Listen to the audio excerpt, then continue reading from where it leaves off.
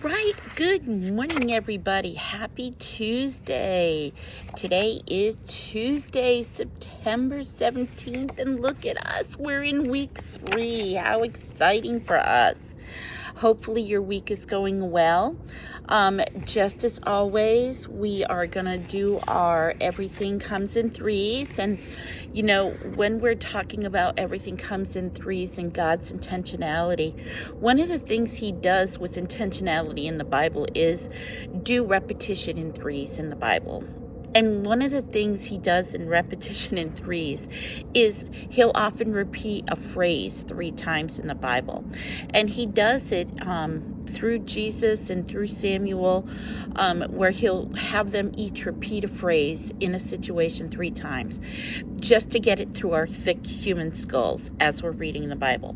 One of the times that he does it is in 1 Samuel, with Samuel, when he has to call Samuel 3 times just to get Samuel's attention. Right? And then if we read 1 Samuel 3 and 8, we see that. He asked just to get Samuel's attention to realize that it is God calling him. In Matthew 26 and 4, he has Jesus go back and pray 3 times in the Garden of Gethsemane just to get the attention of the apostles to realize that Jesus is needing them. And he is going back to pray, and how important prayer is before what is about to happen begins. In John 21:15, Jesus has to repeat the phrase, "Feed my sheep." Now, some people take that literally, to feed my people, actual food, to go and prepare a place for food to feed my people food, and other people take that place as feeding my sheep through prayer, through nurturing, through whatever it is that we are doing that he's called us to do. How has God called you to feed his sheep? Sometimes we have to hear that over and over and over in our head before we get it. What are we called to do? God has to repeat it to us before we finally get what he's called us to do. How are you called to feed his sheep? So sometimes he has to repeat it to us before we actually get it. How many times has he called you? Think about that for a second. All right, so on to our Things Happen in Threes for our September journal. And if you haven't bought it yet, it's going to be available for you in the description, the Amazon link, to go ahead and purchase it. It's not too late. We're working on the October one now, so that one will be available soon. We're just getting it ready to start getting printed through Amazon now.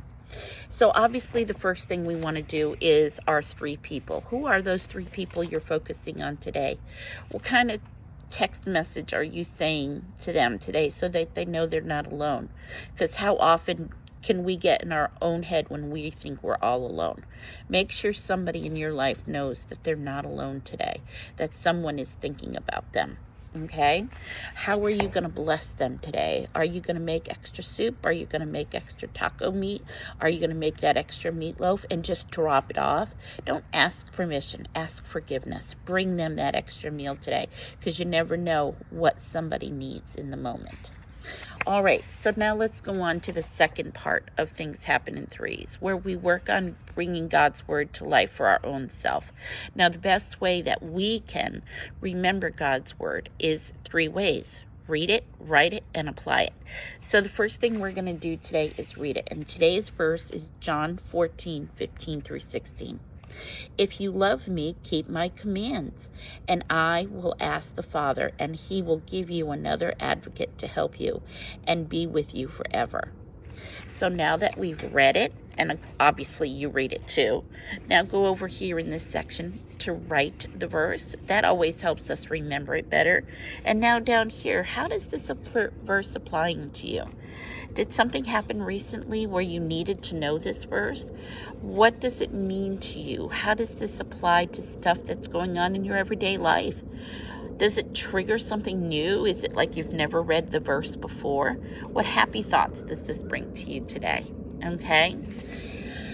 And once that's done, go overhead and change the page to our notes section. Now, through the month of September, what we're doing is we're writing good things that happened yesterday. So think about your life yesterday. What was something good that happened yesterday to you. Okay? Now, when I did this yesterday, I had to think about Sunday. What was something good that happened to me Sunday? Well, on Sunday, if you can read it, I don't know if it's close enough, but on Sunday, my husband and I did our weekly planning a little bit differently.